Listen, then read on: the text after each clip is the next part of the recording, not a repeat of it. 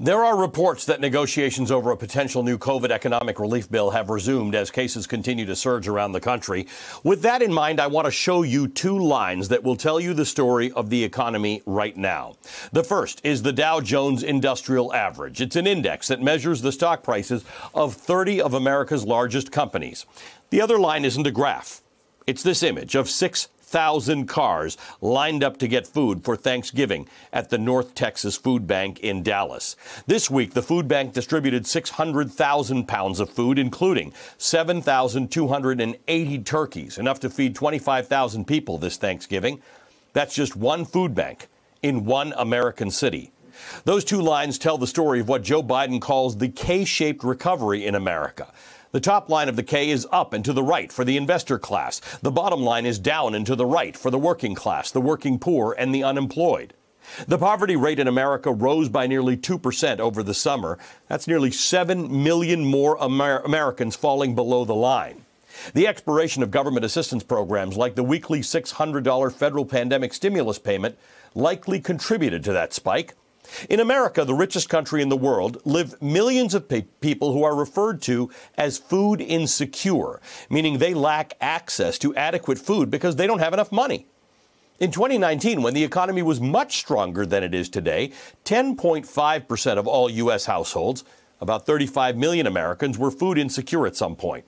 By the height of the COVID shutdowns, the number of food insecure households skyrocketed, estimated by Brookings to have more than doubled to 27.5%. A separate study estimates it at 29.5%.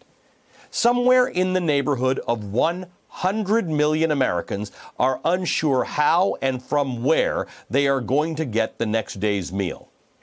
America is the richest country in the world, and yet close to 1/3 of our people know or fear hunger. Millions face homelessness. Hundreds of thousands already live on the street.